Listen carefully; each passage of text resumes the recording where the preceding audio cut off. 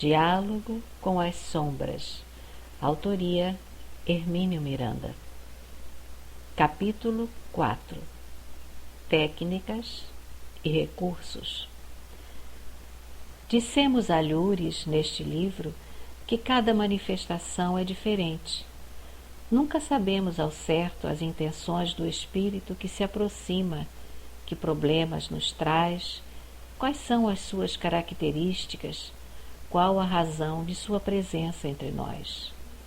Além do mais, a própria mediunidade não é um instrumento de precisão como um microscópio ou um relógio que funcione repetidamente de maneira previsível e controlável.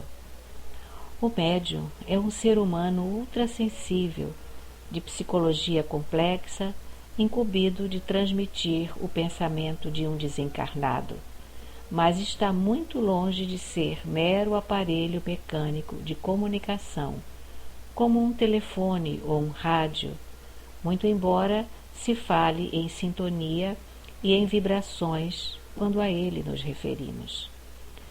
Suas faculdades sofrem influências várias do ambiente, do seu estado de saúde, da sua problemática íntima, da sua fé ou ausência dela, do seu interesse no trabalho, que pode flutuar, da sua capacidade de concentração, da sua confiança nos companheiros que o cercam e especialmente no dirigente do grupo e, obviamente, dos espíritos manifestantes. E mesmo estes, que são também seres humanos, não nos esqueçamos disto, variam suas apresentações de uma para outra manifestação, segundo suas próprias disposições. Por outro lado, é preciso considerar também que há diferentes formas de mediunidade, de incorporação ou psicofônica, de vidência, clareaudiência, psicografia, assim como há médiuns que conservam sua consciência durante a manifestação e médiuns que passam ao que se convencionou chamar de estado inconsciente. Devo abrir um parêntese para reiterar uma antiga opinião de minha parte. Julgo inadequada a expressão mediunidade inconsciente. O espírito do médium não está em estado de inconsciência simplesmente porque se afastou do seu corpo físico para cedê-lo ao manifestante. O máximo que se pode dizer é que a consciência não está presente no corpo físico, ou melhor ainda, não se manifesta através do corpo material temporariamente ocupado ou manipulado por entidade estranha à sua economia. Se o médium mergulhasse em espírito no estado de inconsciência, o manifestante assumiria a posse total do seu organismo e faria com ele o que bem entendesse. Ao escrever isso, não estou esquecido do fato de que há manifestações violentas e muito livres durante as quais os espíritos incorporados movimentam o instrumento mediúnico aparentemente à sua vontade, fazendo-o gritar, dar murros, levantar-se, derrubar móveis, rasgar livros e cadernos e promover distúrbios semelhantes. A mediunidade sonambúlica assemelha-se ao estado de possessão, mas basta invocar esta para sentir o quanto essas duas manifestações diferem uma da outra. O possesso é realmente um médium, pois oferece condições para que outro espírito se incorpore nele. Mas o médium não é um possesso, no sentido de que o manifestante possa fazer com ele tudo quanto entender, a qualquer momento e sem limite de tempo ou totalmente sem disciplina. Num grupo mediúnico em que a supervisão espiritual seja firme e segura, A mediunidade sonambúlica pode e deve funcionar perfeitamente, pois muitos espíritos necessitam ser ligados a tais médiuns. Eles provocarão distúrbios e agitar-se-ão bastante, segundo os recursos e censuras que encontrarem em seus médiuns. Mas não nos esqueçamos de que não apenas os guias espirituais do grupo estarão atentos para que eles não cometam desatinos, como o próprio médium estará presente e consciente, acompanhando atentamente a manifestação e pode, com certeza, interferir para que o espírito manifestante não se exceda, ainda que lhe permitindo considerável faixa de liberdade. Em casos extremos, os orientadores espirituais do grupo também adotarão medidas de exceção para conter as manifestações mais violentas. Já tivemos oportunidade de presenciar alguns desses casos em que o espírito é virtualmente manietado por laços fluídicos invisíveis aos nossos olhos, mas de realidade indiscutível para ele, porque o imobiliza instantaneamente. Mas voltemos ao fio da exposição. O grupo deve estar, assim, perfeitamente preparado para inúmeras formas de manifestação. Elas são imprevisíveis e inesperadas. O doutrinador experiente saberá identificar prontamente os primeiros sinais da incorporação quando o espírito começa a acomodar-se à organização mediúnica. É preciso aqui lembrar que, frequentemente, o espírito manifestante é parcialmente ligado ao médium horas e até dias inteiros antes da sessão. Nestes casos, quando se trata de um espírito desarmonizado, embora a manifestação não se torne ostensiva, porque isto implicaria admitir mediunidade totalmente descontrolada, o médium sofre inevitável mal-estar físico, dor de cabeça, pressão sobre a nuca, sobre os plexos, sensação de angústia indefinível e até mesmo estado febril, prostração, irritabilidade, agressividade e vários outros sintomas de desarmonização psicossomática. O médium experimentado e responsável deve estar preparado para isso. Não se assuste, não se apavore, não tema e, sobretudo, não deixe de comparecer ao trabalho por causa dessas dissonâncias psicofísicas, pois é isso mesmo que desejam os companheiros desequilibrados, ou seja, afastá-lo do trabalho. Esse envolvimento pode dar-se também com os demais participantes do grupo, que, embora não dotados de mediunidade ostensiva, sofrem também terríveis pressões dos irmãos perturbados. Um dos alvos prediletos dessas penosas aproximações é o doutrinador, tenha ou não mediunidade ostensiva.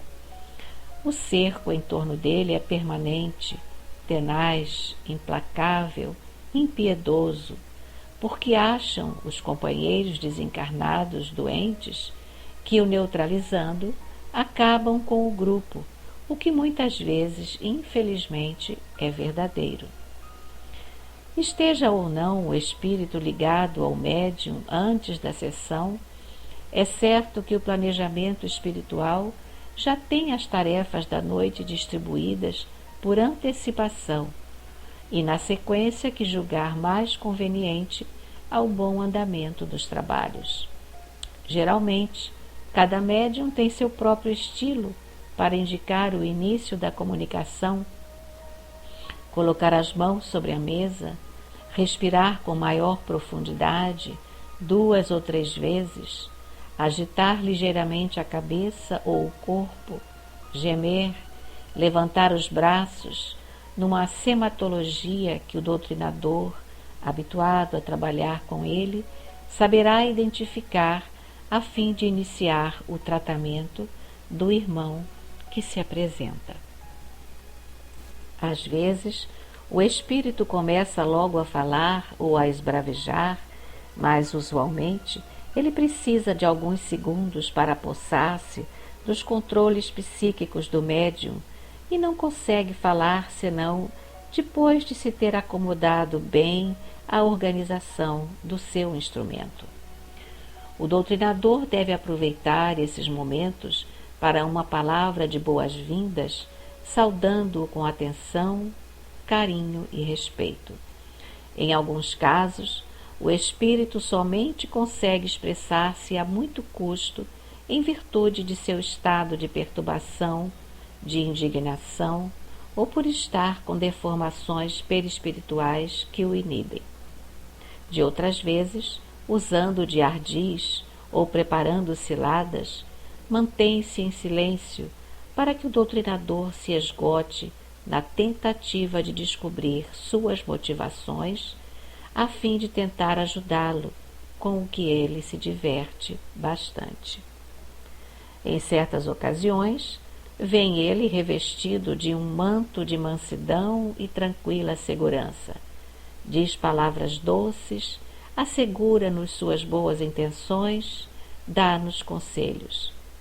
Um deles, certa vez, começou serenamente com um apelo aos corações bem formados, numa linguagem de pacificação e entendimento. Digo-lhe que estamos dispostos à pacificação e ao entendimento, desde que ele venha em nome de Deus. Mas, por mais que se esforce, coisa estranha, não consegue pronunciar o nome de Deus como eu lhe pedira. Por fim, explode em irritação e abre o jogo, gritando que acabou a farsa, e derrama um arsenal de ameaças e intimidações. Há os que fingem dores que não sentem ou mutilações que não possuem, como cegueira ou falta da língua. Visam com esses artifícios a distrair nossa atenção do ponto focal de sua problemática ou simplesmente entregam-se ao prazer irresponsável de enganar, mistificar, defraudar ou então, como alguns me dizem, às vezes, de esgotar o médium incumbido de dar-lhe passes. Riem-se muito dos nossos enganos. Houve um que começou fingindo uma terrível dor de cabeça. Propus-me a ajudá-lo, o que fiz com um passe, e ele começou a rir, divertindo-se com a minha falta de inspiração. Mas, por estranho que pareça, começou realmente a sentir uma dor real, o que o deixou bastante impressionado.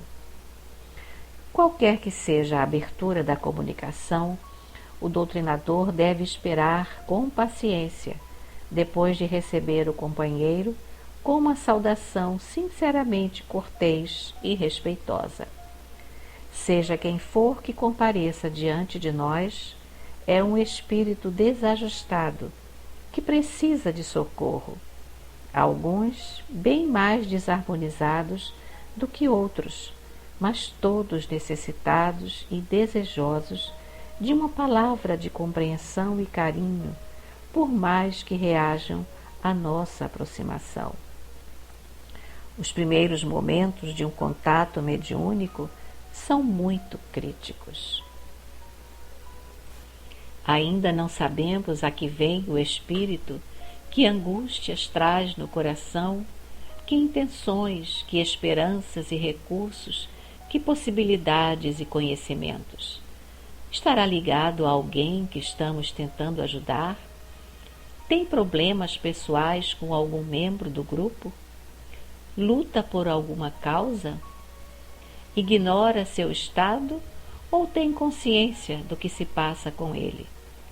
É culto, inteligente ou se apresenta ainda inexperiente e incapaz de um diálogo mais sofisticado?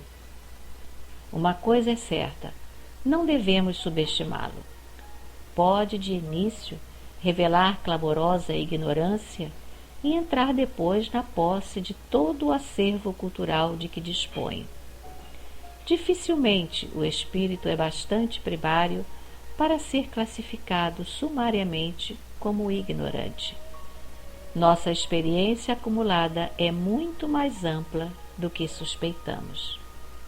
Dentre os muitos casos assim, lembro-me de um particularmente grato ao meu coração, porque o companheiro, depois de recuperado, passou a colaborar em nossas tarefas com uma dedicação comovedora. Ao apresentar-se, tinha dificuldade em expressar-se, usando o vocabulário limitado de uma pessoa de pouquíssima instrução. Aos poucos, a sua história foi se desenrolando. Fora um homem de cor e vivera em pobreza extrema pelas ruas do Rio de Janeiro, cujos bairros do subúrbio conhecia muito bem. Num infeliz acidente de trem, perdera uma perna e, mesmo no mundo espiritual, ainda caminhava de muletas. Quando lhe disse que não precisava mais de muletas, podendo caminhar sem elas, ele respondeu que já o experimentara, mas levara um tombo. Esse querido amigo, que nos deu o nome de Eusébio, esteve aos nossos cuidados por longo tempo. Por detrás de sua pobreza verbal, do seu limitado vocabulário e das suas curiosas expressões populares, sentíamos nele, não obstante, um senso filosófico muito profundo da vida e uma das mais lindas e autênticas humildades que já vi. Foi, aliás, o que o salvou e, paradoxalmente, o que contribuiu para que a sua recuperação demorasse um pouco mais. Tentarei explicar.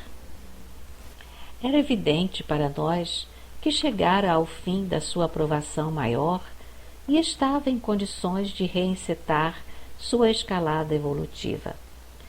Uma noite, emocionado até as lágrimas, conseguiu dar os primeiros passos sem a muleta, o que para ele, na sua linguagem colorida, não era bastante podre, não. Suas observações eram sempre judiciosas, sua humildade uma constante e sua afeição e gratidão por nós algo patético, em que expandia o coração amoroso e pleno de generosidade. Nossos orientadores espirituais começaram a utilizá-lo em pequenas tarefas auxiliares, com o que ele muito se alegrou.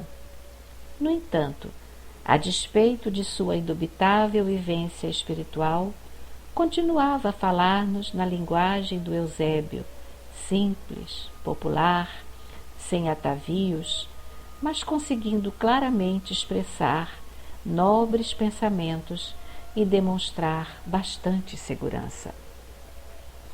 Certa noite, devido à ausência de grande número de companheiros, a sessão alcançou um clima de maior intimidade, o que talvez lhe tenha favorecido a superação de suas inibições interiores para falar-nos de maneira inusitada, revelando o que de há muito entrevíamos nele.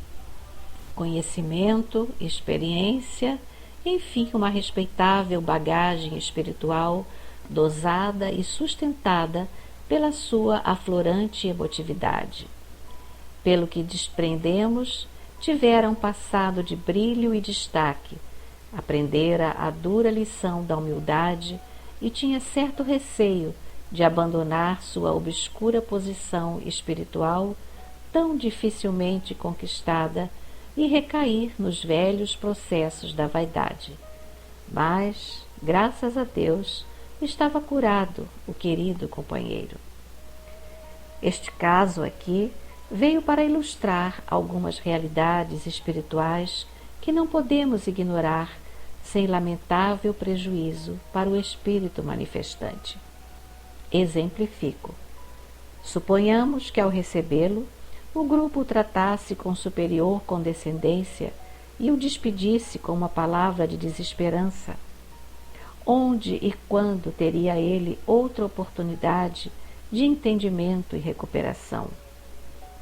E onde e quando nós próprios teríamos a alegria de granjear uma afeição e uma dedicação iguais àquela?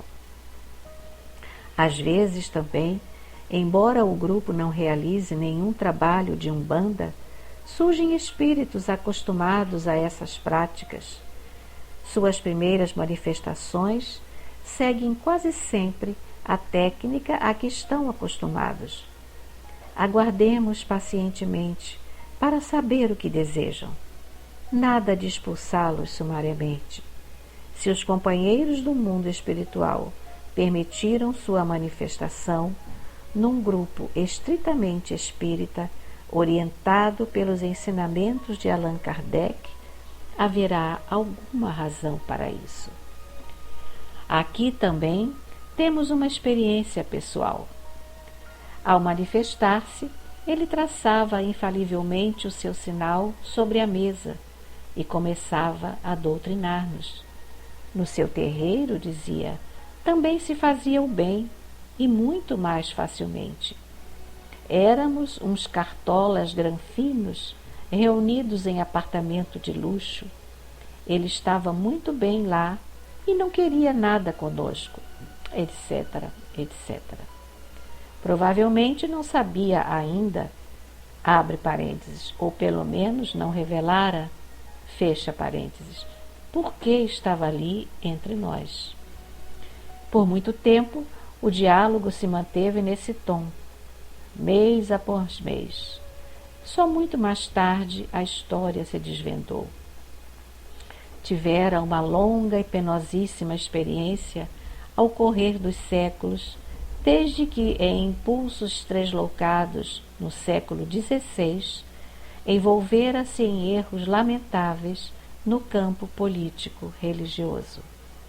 Fora então um homem de grande magnetismo pessoal, de vigorosa inteligência e de muita cultura filosófico-religiosa. Fui um verdadeiro demônio, me disse ele certa vez, profundamente contristado. Confessou também que há 4 séculos perdera-nos de vista, a mim e a outro companheiro do grupo, mas a afeição por nós lá estava, e isso o salvou, graças a Deus. Parece que sua intenção inicial era arrastar esse companheiro, o médium através do qual se manifestava, para os terreiros de Umbanda, o que este recusava terminantemente por divergência doutrinária insuperável. Não nos contou ele toda a sua terrível saga, mas uma só narrativa bastou. Tivera uma existência no Brasil como escravo negro. Perguntei-lhe onde fora isso, e ele me respondeu: a gente nem sabia onde estava. Era levado de um lugar para outro como bicho. Parece que foi nessa existência que se familiarizou com a utilização dos recursos da natureza para curar. Manipulava bem esses fluidos naturais e devia trazer no espírito alguma antiga experiência na medicina, pois sempre nos demonstrou ser conhecedor seguro das mazelas do corpo humano e dos métodos de minorá-las. Em mim mesmo, por meio de passes, colocou um remendo na coluna que ameaçava quebrar-se por causa de uma rara e incurável moléstia óssea. Também este integrou-se no nosso grupo, feliz em poder servir-nos com seus conhecimentos e seu coração, curado de antigas mazelas que tanto o infelicitaram. Era particularmente ativo e estava sempre presente para restabelecer o tônus vibratório dos médiuns quando a manifestação era por demais penosa. Incorporava-se logo em seguida e, enquanto falava tranquilamente, dava passes no seu médium, que despertava lúcido e livre dos resíduos vibratórios do espírito desarmonizado que o precedera. O nosso bom e querido Justino, a essa altura, abandonara seus propósitos de continuar a frequentar os terreiros. Era quem nos dava um passe final, quem fluidificava a nossa água e quem tratava das nossas pequenas mazelas orgânicas, dando-nos conselhos e passes, e vez por outra a receita de um chá caseiro. Manteve sua maneira algo rude de falar, sem floreios e artifícios de linguagem. Talvez buscasse esconder suas emoções, sua gratidão e sua alegria pelo reencontro com os velhos companheiros que, segundo ele, haviam se distanciado na sua frente, o que não é verdadeiro. Certa vez, num impulso rápido de inspiração, identifiquei seu espírito nas lutas dramáticas da Reforma Protestante, mas respeitamos seu anonimato, e ele nunca mais deixou de trazer-nos a vibração do seu amor fraterno e do seu reconhecimento humilde. Muito devemos a esse querido companheiro, não somente pelo que fez por nós, mas pelas inesquecíveis lições que nos trouxe. Seria difícil distinguir a gratidão dele da nossa. E não é essa mesma a essência imortal do amai-vos uns aos outros? Assim, a primeira regra do diálogo com os nossos irmãos em crise é esta: paciência e tolerância. Toda conversa com eles é um permanente exercício dessas duas virtudes. As primeiras palavras são de importância vital, são às vezes decisivas e podem constituir a diferença entre uma oportunidade de pacificação ou a alienação do companheiro por mais tempo indeterminado, em que ele continuará a buscar alhures o que não encontrou em nós: compreensão para os seus problemas e suas angústias. Muita coisa vai depender, no desenrolar do trabalho, da maneira pela qual recebemos os nossos irmãos em crise. Nunca é demais lembrar e insistir. Eles precisam de nós justamente porque não conseguem sair sozinhos das suas dificuldades, das suas perplexidades, dos seus sofismas, da sua auto-hipnose. Mas nós, por igual, precisamos deles porque nos trazem lições, porque nos ajudam na prática da lei suprema da solidariedade, que a seu turno nos libertará também. E quantas vezes não são eles aqueles mesmos que causam desequilíbrios em nós próprios ou obsessões naqueles que nos cercam? Parentes, amigos, colegas de serviço, companheiros de jornada, enfim. Além disso, não podemos despachá-los, mal enunciaram as primeiras palavras, quando nem sequer sabemos ainda de suas motivações e de suas dores.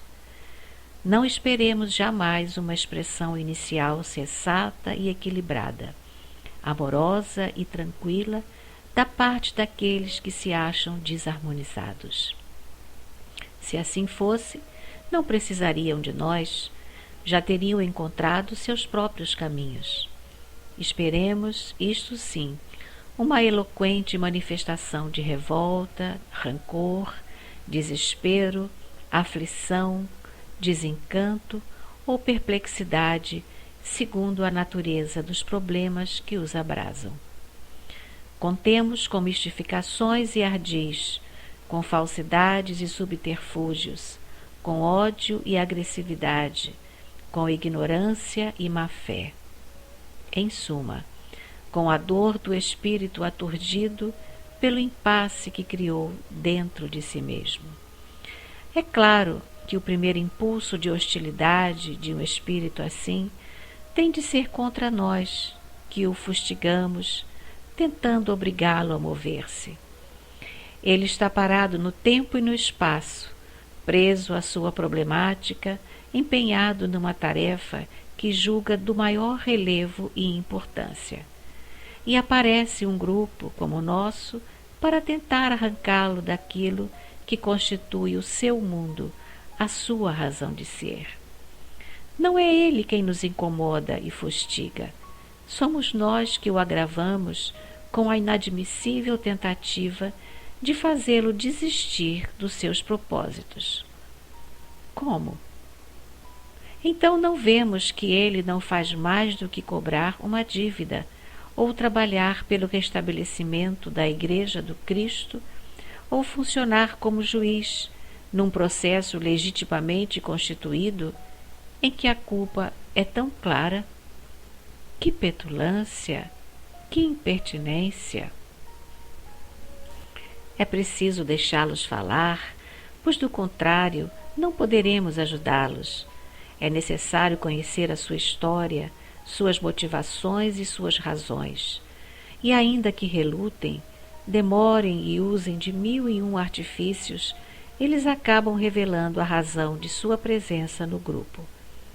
O longo trato com eles nos ensina que têm um hábito peculiar de pensar alto.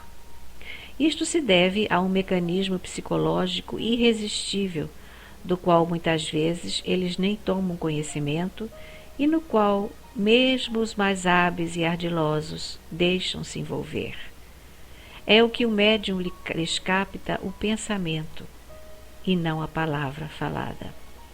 Se o médium se limitasse a transmitir-lhes a palavra, mesmo assim eles acabariam por revelar as suas verdadeiras posições, embora pudessem sonegar a verdade por maior espaço de tempo. Mas é do próprio dispositivo mediúnico converter em palavras e gestos aquilo que o espírito elabora na sua mente. Eles não conseguirão por muito tempo ocultar as verdadeiras causas da sua dor e a razão da sua presença, pois é isso precisamente que os traz a nós. Essas causas estão de tal forma gravadas nos seus espíritos que constituem o centro, o núcleo, em torno do qual gira toda a personalidade e agrupam-se os problemas mais críticos e mais urgentes. Se conseguirmos desfazer aquele núcleo, que funciona como o verdadeiro centro de aglutinação, a personalidade reagrupa-se em novos equilíbrios redentores. Insistimos, pois, em afirmar que o médium traduz em palavras o que ele sente no espírito manifestante, suas emoções, seu temperamento, seus problemas, suas desarmonias, ao mesmo tempo em que lhe reproduz os gestos, e a voz alteia-se ou sussurra, reflete ódio ou desprezo, ironia ou amargor, perplexidade ou aflição. Se assim não fosse, teríamos que falar com cada espírito na sua própria língua, ou seja, na língua que ele falou por último, na sua mais recente encarnação. E todo médium precisaria ser xenoglóssico. É certo, pois, que acabarão por revelar a razão de sua presença entre nós e depois o núcleo de suas dificuldades maiores, muito embora seja isto o que mais parecem temer. Num caso desses, o espírito fez um longo circunlóquio filosófico-teológico. Era excelente argumentador e dialético de muitos recursos. Fugia a qualquer referência pessoal, a qualquer palavra que pudesse levar-nos a descobrir suas motivações. Ao cabo do diálogo, que se estendeu por mais de uma sessão, ele não se conteve mais. Seu ódio era contra mim. Seguia meus passos desde que tua maldita mãe te colocou no mundo. E a dúvida que havia entre nós reportava-se ao tempo da segunda cruzada.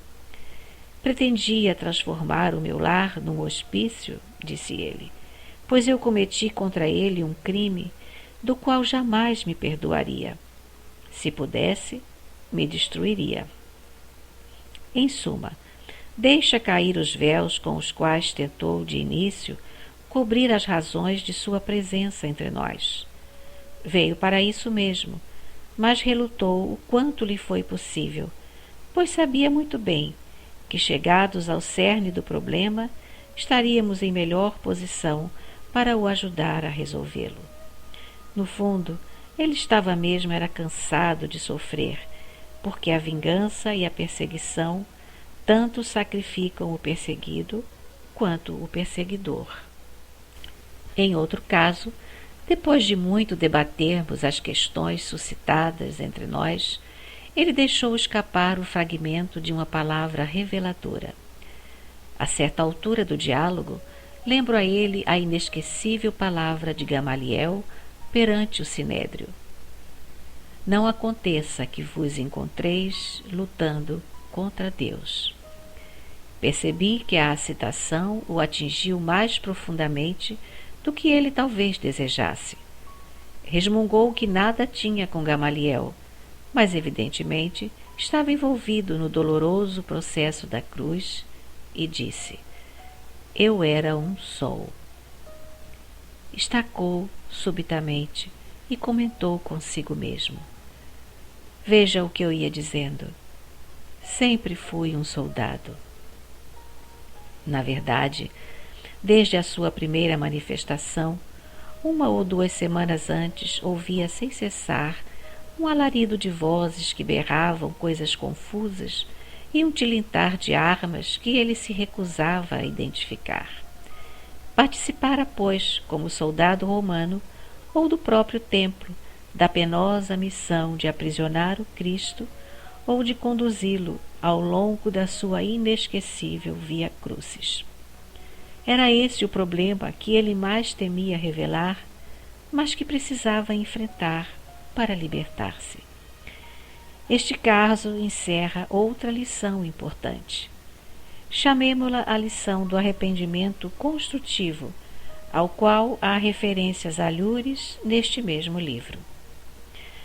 Para não transformar o tema numa composição literária, basta-nos lembrar que há 2 tipos de arrependimento: o positivo e o negativo. O primeiro ajuda-nos a reconstruir logo o que destruímos, a refazer o que não podemos mais desfazer. O segundo mantém-nos paralisados à beira do caminho, enquanto nossos companheiros e nossos amores seguem à frente. Estacionamos precisamente porque nos falta coragem para enfrentar o olhar severo da própria consciência. É verdade, estamos envergonhados, temerosos e angustiados, mas por que demorar-nos no arrependimento, cruzarmos os braços e esconder-nos como um caramujo dentro da carapaça das ilusões? O arrependimento somente se dissolve no trabalho construtivo. Incontáveis multidões, no entanto, tentam fugir de si mesmas, ignorando seus próprios fantasmas interiores. A culpa existe em nós. Impossível negá-lo, pois o erro já está cometido mesmo. O que temos de fazer agora não é fingir que ela não existe, porque é justamente esse fingimento, essa fuga, que nos mantém presos, detidos, marcando passo, vendo a multidão passar por nós em busca da paz. Esse mecanismo tem que ser bem compreendido por aquele que se propõe ajudar espíritos endividados. É claro que também somos endividados, talvez tanto quanto eles, ou até mais. Precisamos, no entanto, mostrar-lhes que estamos fazendo alguma coisa, lutando, enfrentando os nossos espectros interiores, as censuras da consciência, as cutiladas do remorso, conscientes de que o nosso erro está presente em nós e não podemos voltar sobre nossos passos para desfazê-lo. Podemos, no entanto, e devemos, e temos que reconhecer a força da sua presença em nós. Sem essa abertura corajosa, não dá sequer para começar. E como diz o provérbio chinês, a caminhada de 100 quilômetros começa com o primeiro passo. O doutrinador precisa estar muito atento a esses sinais reveladores. Tentar identificá-los é sua tarefa, mas que o faça com muito tato, paciência e compreensão. Ninguém gosta de revelar suas fraquezas, seus erros, seus crimes, suas mazelas e imperfeições. Nada de coações, de pressões, de imposições. Espere com paciência, busque com tranquila perseverança, que a verdade virá. Lembre-se de que ela se encontra ali mesmo, na memória daquele irmão que sofre. Ele a dirá, se é que chegou a sua hora de mudar de rumo. Basta um pouco de ajuda, habilidade, tato e paciência.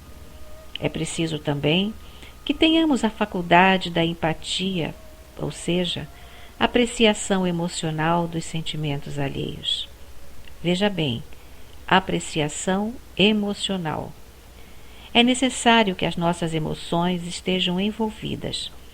Se apenas assistimos às agonias de um espírito que se debate nas suas angústias, não temos empatia. Somos meros espectadores. É preciso aprender a vibrar com ele, sofrer com ele, compreender sua relutância em abrir-se, aceitar seu temor em descobrir suas feridas, mas, a despeito de tudo isso, ajudá-lo a descobri-las. Estejamos certos, porém, de que a resistência será grande.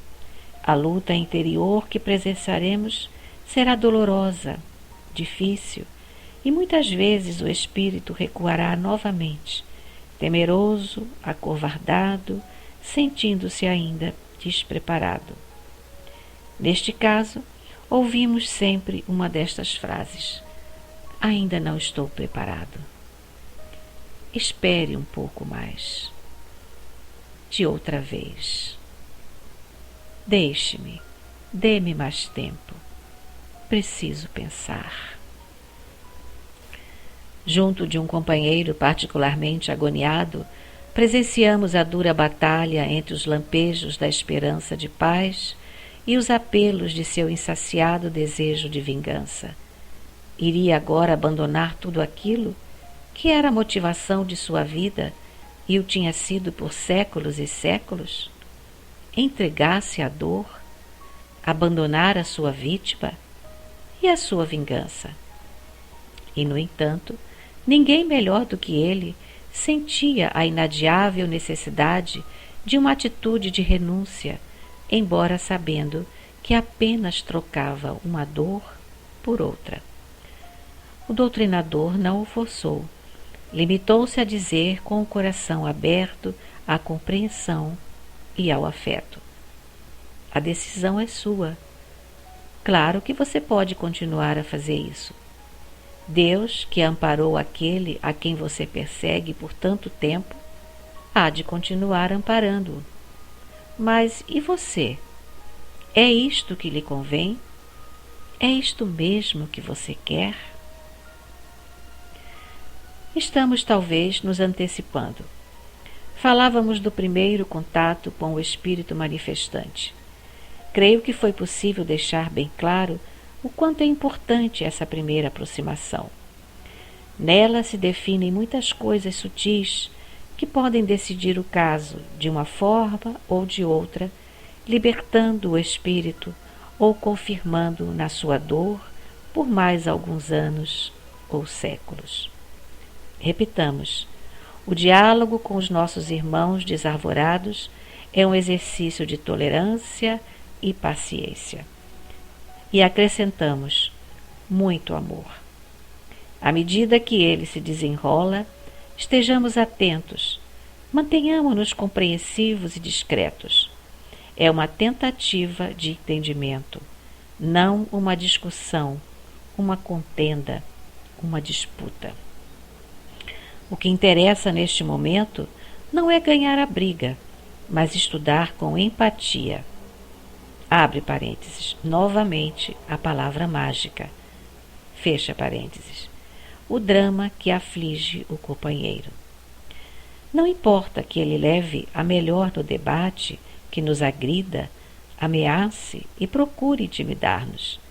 Frequentemente ocorre ser ele muito mais treinado em pelejas dessa categoria do que o doutrinador. Foi tribuno, orador, escritor, pensador, teólogo, enfrentou grandes debatedores, argumentou em causas importantes, adquiriu cultura e aprendeu a manejar a palavra como poucos. Leva nítida vantagem sobre o doutrinador, que, por mais bem preparado que seja, está contido pelos dispositivos da encarnação e, na maioria das vezes, ignorante de fatos importantes que o espírito conhece e manipula com inteligência e acuidade. Seria, pois, ingênua e perigosa imprudência tentar superá-lo numa discussão. Não se esqueça, por outro lado, de que não pode deixar o espírito falando sozinho, a não ser em condições muito especiais que a intuição do doutrinador deverá indicar. O espírito precisa ser atendido com interesse, muito mais que com simples urbanidade. Não apenas se encontra na condição de visita, por assim dizer, pois veio até a nossa casa, como ele ficará ainda mais irritado e difícil se o recebemos com fria e polida cortesia. Ou pior ainda, quando nos deixamos envolver pela sua agressividade e respondemos com idêntica hostilidade que o aliena cada vez mais. Estejamos certos de encontrar sempre da parte deles o desejo de nos arrastar à discussão azeda e violenta. É o clima que convém aos seus propósitos. Na sua dolorosa e compreensível inconsciência, usarão de todos os recursos ao seu alcance para atingir esse fim. Quantas vezes tem ouvido agressões iniciais e reiteradas, como estas? Fale como homem. Não suporto essa voz belíflua. Será que você não tem sangue nas veias? Não seja covarde. Está com medo? Calma, paciência, tolerância. Não altere a voz, não se deixe irritar, não reaja da maneira que ele espera, pois assim não conseguirá ajudá-lo.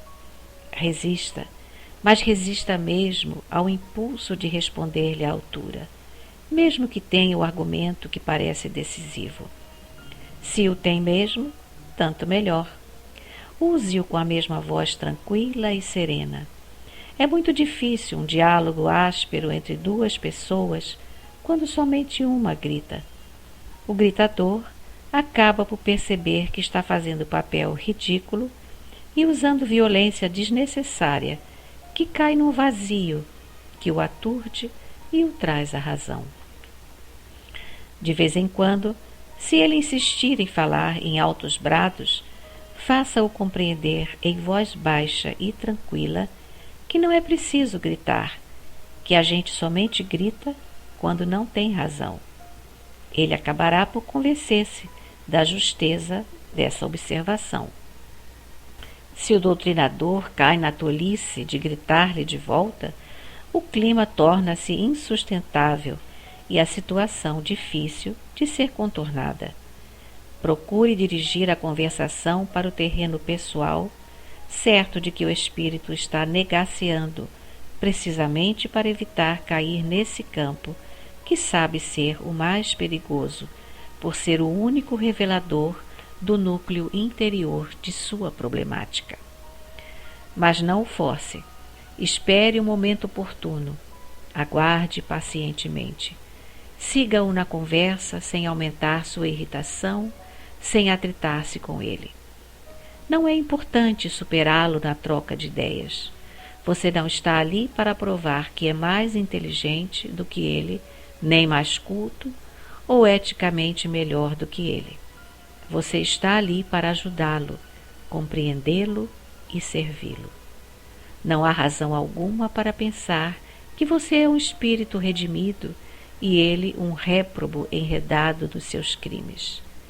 As leis morais, o Evangelho do Cristo e a prática espírita nos repetem de 1000 formas a mesma lição. A de que são os próprios pecadores que se ajudam mutuamente. O coxo servindo ao cego, o cego ao mudo, e sobre todos nós a infinita misericórdia de Deus, a sabedoria ilimitada do Cristo e a assistência incansável de nossos irmãos mais experimentados que se alongaram mais profundamente no caminho da luz. É certo ainda que durante esse diálogo difícil, em que tantas vezes o doutrinador tem de aceitar o papel de um pobre, infeliz, débil mental, covarde, hipócrita, medroso, haverá mistificações, propostas, bravatas, ameaças, ironias, tentativas de intimidação. Mantenhamos o equilíbrio, atentos, porém, ao fato de que humildade não quer dizer submissão e aceitação sem exame de tudo quanto nos diz o Espírito manifestante, pois ele se encontra diante de nós exatamente para que tentemos convencê-lo de seus enganos, fantasias e deformações filosóficas, teológicas e psicológicas. É a sensibilidade do doutrinador que vai indicar em que ponto e em que momento interferir. Enquanto esse momento não chega, e geralmente ele não ocorre mesmo na fase inicial do diálogo, esperemos com paciência, atento às informações que o Espírito nos fornece, dado que é com elas que vamos montando o quadro que nos mostrará o perfil psicológico do comunicante. Atenção com os pormenores que pareçam irrelevantes. Uma referência passageira, o tom de voz, uma lembrança fugaz, uma observação aparentemente sem importância, tudo serve para compor o quadro. Lembremo-nos de que o perfil que procuramos é importante. É essencial ao entendimento da personalidade daquele irmão. Embora dificilmente admita, ele precisa da nossa ajuda. Se o mencionarmos, porém, ele replicará com toda a veemência que de forma alguma precisa de nós. Está muito bem como está. Não poucos serão os que, ao contrário, nos farão propostas e nos dirão as mais estranhas bravatas.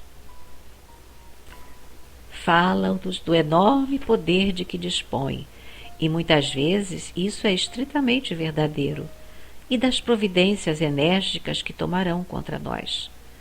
Um deles me anunciou que iria botar fogo no grupo e me perguntou: como é que você quer morrer? Você fecha o grupo espontaneamente ou nós teremos que fazê-lo? Outro me informou que tinha ordens do chefe para remover-me do seu caminho, se possível sem me ferir. Mas se isso fosse impraticável, então era para arrebentar tudo a dinamite, porque a pedra tinha que ser afastada para que eles passassem. Um terceiro, cujo aspecto truculento e olhar terrível o médium descreveu antes que se incorporasse, também pronunciou sua ameaça apoiada numa bravata. Estava disposto a afastar-me de qualquer maneira, se possível por bem, pois não desejava causar-me dano pessoal, a não ser que a isto fosse obrigado. Confessa mesmo que tem por mim certa afeição e, coisa estranha, meu Deus, sinto por ele também uma inexplicável ternura que não sei de onde nem de quando vem das telas infinitas desse contínuo espaço-tempo em que vivemos. Fala-me da sua glória, na qual insiste. Sonha grande, mas não hesita diante da violência para realizar seus sonhos de domínio. Já no passado, cometeu várias vezes esse engano, embora projetando-se na história como um temível conquistador. A essa altura, já estamos conversando como dois velhos amigos que se reencontraram, e não como um agressivo guerreiro surgido dos registros históricos com um mero doutrinador espírita do século XX. Ao falar das suas grandezas, me diz de maneira dúbia: você preferiu outros caminhos. Sim, é verdade, digo-lhe eu. Preferi a obscuridade. É isso precisamente que ele não entende. Como pode alguém desejar viver na obscuridade se pode pelo menos tentar a glória? Nem sempre, porém, essas bravatas e ameaças terminam assim, amistosamente, no reencontro de dois seres que seguiram rotas diferentes, mas continuam a estimar-se e respeitar-se. Usualmente, o rancor está firme atrás delas, e pelo menos alguma das ameaças concretizam-se mesmo, sob variadas formas. Pequenos incidentes na vida diária, mal-entendidos entre familiares, doenças inesperadas, aflições maiores.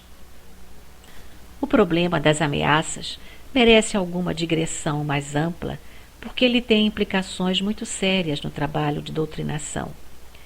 Em primeiro lugar, como nos disse um espírito amigo, certa vez, não podemos colher rosas sem jamais nos ferirmos nos espinhos. Quanta verdade nessa imagem! Por mais estranho que nos pareça a uma observação superficial, os espíritos mais terrivelmente perturbados e desarmonizados guardam em si incrível potencial para as realizações futuras. Aptidões, experiências e qualificações inesperadas, preciosas, e por mais fantástico que nos pareça, uma enorme capacidade de amar. Um deles, muito difícil, agressivo, poderoso, quase inabordável, não pôde conter sua gratidão depois de desperto. Beijou com emoção e respeito a mão de seu aturdido doutrinador, o mesmo que ainda há poucas semanas ele daria tudo para destruir. No trabalho mediúnico de desobsessão, temos, pois, que contar com contratempos, ferimentos e angústias, especialmente se deixarmos cair as nossas guardas. Isto é válido para todo o grupo, e não apenas para o médium ou para o doutrinador. O cerco aperta-se, ainda que estejamos guardados na prece e na vigilância. Vigiai e orai, disse o Cristo segundo Marcos, para não cairdes em tentação, pois o espírito está pronto, mas a carne é fraca. Abre parênteses, Marcos 14, 38. Fecha parênteses. O espírito deseja a libertação, teme novas quedas, sonha com a paz, sofre a ausência de afetos muito profundos e, de certa forma, está pronto para a vida em plano melhor e mais purificado. Ou, pelo menos, não tão difícil e grosseiro como este mundo de provas em que vivemos, mas, no fundo, mergulhado no corpo físico que o sufoca, sua vontade debilita-se e a fraqueza da carne vence as melhores intenções. Os seres desencarnados inferiores que nos vigiam, nos espionam e nos assediam, sabem disso, tão bem ou melhor do que nós, e enquanto puderem, hão de reter-nos na retaguarda, pelo menos, como disse um amigo espiritual muito querido, para engrossar as fileiras dos que estão parados. Mesmo com toda a vigilância e em prece, continuamos vulneráveis, e eles sabem disso. Quando o esquecemos, eles nos lembram. Você pensa que é invulnerável? Quem poderá responder que é? E as nossas mazelas, os erros ainda não desresgatados, as culpas ainda não cobradas, as infâmias ainda não desfeitas. Contudo, temos que prosseguir o trabalho de resgate a despeito dos espinhos das rosas, das ameaças e, logicamente, de um ou outro desengano maior. É preciso estarmos, no entanto, bem certos de que em nenhuma hipótese sofreremos senão naquilo em que ofendemos a lei, e jamais em decorrência do trabalho de desobsessão em si mesmo. Seria profundamente injusta a lei se assim não fosse. Então vamos ser punidos porque estamos procurando exatamente praticar a lei universal do amor fraterno e da solidariedade que nos recomenda o Cristo? Não aceitaremos a intimidação, mas não a devolveremos com uma palavra ou um gesto de desafio ou de provocação. É necessário não intimidar-se diante da bravata, mas sem cometer o engano de ridicularizá-la. Há uma diferença considerável em ser intimorato e ser temerário. Nossa bagagem de erros, ainda a resgatar, não nos permite usar o manto da invulnerabilidade, mas não deve deter os nossos passos na ajuda ao irmão que sofre. Mesmo que ele nos fira com a peçonha do seu rancor inconsciente, quando lhe estendermos a mão para ajudá-lo a levantar-se, ele nos será muito grato se o conseguirmos. E no fundo, bem no fundo de si mesmo, ele, mais do que ninguém, deseja e espera que nós consigamos salvá-lo, pois que por si mesmo, com seus próprios recursos, ele não o conseguiu ainda. E afinal de contas, se os espinhos nos ferirem aqui e ali, também estaremos nos libertando das nossas próprias culpas. A regra, portanto, é esta: não ridicularizar a bravata, nem desafiar a ameaça, não responder à ironia com a mofa, não se intimidar, mas não ser imprudente. Regra semelhante poderia ser sugerida para responder à proposta, e esta precisa igualmente de algumas considerações à parte. Um grupo bem orientado e bem guardado pelos amigos espirituais invisíveis começará pouco a pouco a obter resultados que surpreenderão não apenas aos próprios componentes encarnados, como também aos desequilibrados espíritos manifestantes. Estes não compreendem como pode um pequeno grupo, aparentemente tão frágil, tão reduzido, resistir à investida de tremendas e poderosas organizações espirituais votadas há um tempo enorme à prática do mal.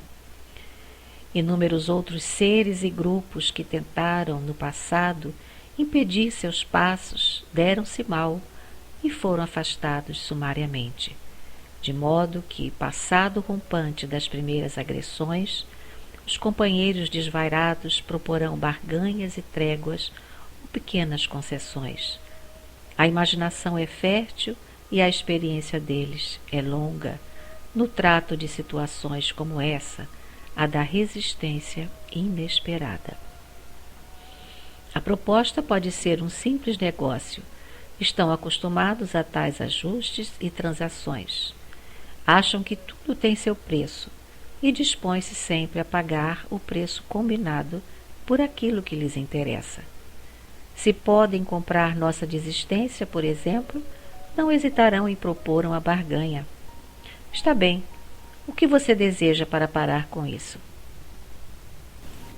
Parar com isso é deixá-los fazer o que entendem, encerrar as atividades do grupo ou dedicar-se a outros afazeres mais inócuos e menos prejudiciais aos seus interesses. Concordarão, por exemplo, em deixar de atormentar alguém a que particularmente estejamos dedicados ou em liberar outros que mantêm prisioneiros no mundo espiritual. Ou então nos oferecem coisas mais terra a terra, como dinheiro, posição, prazeres. De outras vezes, a proposição é mais sutil. Começam com elogios, exaltando nossas fabulosas virtudes. Você não sabe a força que tem. Poderia arrastar multidões, dominar mentes. A um desses respondi que não sabia ainda como dominar a minha. E ele, imperturbável: sabe sim, você sabe. Por que não fazemos o acordo? Outro convidou-me para pregar na sua instituição. Já referi aqui também aquele que me propunha desfazer um trabalho feito contra mim, ao que tudo indicava, por ele mesmo. Há os que propõem desembaraçar-nos de pessoas que supostamente nos estariam atrapalhando, bem como aqueles que nos acenam com belíssimas posições nas suas organizações. Como dizia há pouco, a imaginação deles é fértil e a habilidade ilimitada, e muitos são os que se deixam fascinar por esse cântico funesto. Um deles me disse certa vez que eu ficaria estarrecido se soubesse daqueles que haviam concordado com arranjos semelhantes. De um espírito encarnado que nosso grupo estava particularmente interessado em socorrer, não nos foi dito que desistíssemos porque ele não voltaria. Já havia cruzado a ponte para o lado de lá. Tinha tudo quanto queria. Estava muito feliz. O negócio, evidentemente, fora bom para ambos os lados, o que na prática comercial indica uma boa transação concluída de maneira auspiciosa. 2 observações básicas é preciso ainda fazer sobre tais propostas e acomodações. A primeira é mais do que óbvia, ou seja, as concessões que nos oferecem têm elevado a preço por mais inocentes que se apresentem à primeira vista. Além do mais, nada impede que desfaçam o trato a qualquer tempo, quando não mais interessar-lhes o nosso concurso ou caducar a razão pela qual se valeram da nossa ingenuidade infantil. A cobrança virá, então, sobre aquele que concordou com o trato e que, de suposto aliado, passa a vítima inerme de sua própria tolice. A segunda observação é a de que, quando os nossos irmãos atormentados propõem semelhantes transações com a finalidade de nos levarem a abandonar o trabalho, deixar de ajudar alguém ou fazer, enfim, qualquer concessão, é porque estão começando a sentir-se algo perplexos ante a resistência inesperada à sua vontade. Eles não estão habituados a fazer acordos para obter o que podem conseguir pela imposição e pela intimidação ou pelo terror. Tenhamos, porém, o bom senso de não procurar tirar partido da situação imatura e precipitadamente. A prudência continua a ser a melhor conselheira. Além disso, não podemos permitir-nos utilizar jamais métodos semelhantes aos seus. Eles compreenderão nossos escrúpulos e nosso jogo aberto e acabarão respeitando-nos por isso, estejam ou não convencidos ante a nossa argumentação. Se há uma proposta, por mais infantil que seja da parte deles, tentarmos virar a mesa, estaremos sintonizando-nos com o mesmo diapasão ético com que eles nos experimentam, e com isso irá por terra a precária ascendência moral que porventura tenhamos alcançado sobre eles. Não podemos jamais esquecer-nos de que são pobres irmãos desorientados, desesperados, dispostos a tudo, mas que necessitam de nós. Buscam aflitivamente alguém que não possam corromper com suas propostas, alguém que prove ser pelo menos um pouco melhor do que a média humana com a qual estão acostumados a lidar. Não alimentemos a ilusão de demonstrar-lhes que diante de nós são simples vermes infestados de culpas, votados à maldade intrínseca, e nós, seres redimidos, que condescendemos em estender-lhes a mão salvadora, que depois iremos desinfetar. Absolutamente. É bem possível que sejam mais atilados psicólogos do que nós, mais experimentados do que nós nessas duvidosas transações. Encaram suas tarefas deploráveis como complexas partidas de xadrez, nas quais têm às vezes que sacrificar uma dama ou um bispo valioso para dar o cheque ao rei. São metódicos, dispõem de amplos e minuciosos planejamentos. Não os subestimemos jamais, que as consequências serão funestas para nós. Escarnecer de suas propostas porque sentimos que estão fracos e algo perplexos pode ser desastroso e, além do mais, é desumano. São irmãos doentes que precisam de ajuda e compreensão, e não de que os confirmemos nas suas práticas, retrucando aos seus processos ardilosos com ardis de idêntico teor. Em situações como esta, costumo ter uma resposta padronizada. Não recuso a proposta e nem a aceito. Confesso-me simplesmente incapaz de decidir o que é estritamente verdadeiro. Usualmente digo qualquer coisa assim. Não tenho autoridade para tratar com você. Procure um dos nossos companheiros espirituais aí no mundo de vocês. O que ele resolver está bem para mim. Às vezes eles insistem, pois sabem muito bem o que significa a minha resposta. O tom pode ser este, como tenho observado. Está bem, mas você pode resolver a parte que lhe toca. Eles não poderão fazer nada se não tiverem o grupo. E se você acabar com o grupo, estará tudo resolvido e não mais o incomodaremos. Caso contrário, você sabe. A posição do doutrinador tem que continuar firme, paciente, tranquila e até mesmo respeitosa, pois a dor alheia jamais poderá constituir espetáculo de diversão, a não ser para aqueles que também estejam em desequilíbrio. É preciso respeitá-la. A criatura que está diante de nós, incorporada ao médium, encontra-se desatinada, necessitada de compreensão e de amparo. Merece nosso respeito. Seria profundamente desumano negaciar com ela, tentando ludibriá-la com os mesmos recursos com que no seu desespero tentou enganar-nos. Que ela tente, isso é compreensível, mas que nós também experimentemos a mesma arma é inadmissível. Se não podemos provar-lhes que somos melhores do que eles, e não podemos mesmo, pela simples razão de que não somos, pelo menos na extensão que a nossa vaidade poderia sugerir, que pelo menos evidenciamos que nossos métodos são melhores. Um pobre irmão desses, extremamente desarvorado, atormentou-nos por algum tempo com ameaças terríveis, assediou-nos semana após semana, deu murros na mesa, gritou e fez tudo quanto lhe foi possível para destroçar-nos ou quebrar o nosso moral. Acreditava na legitimidade incontestável da sua causa. Era profundamente honesto consigo mesmo e, portanto, todos aqueles que se lhe opunham tinham que ser removidos de qualquer maneira, pela intimidação ou pela lisonja, pela dor ou pela sedução.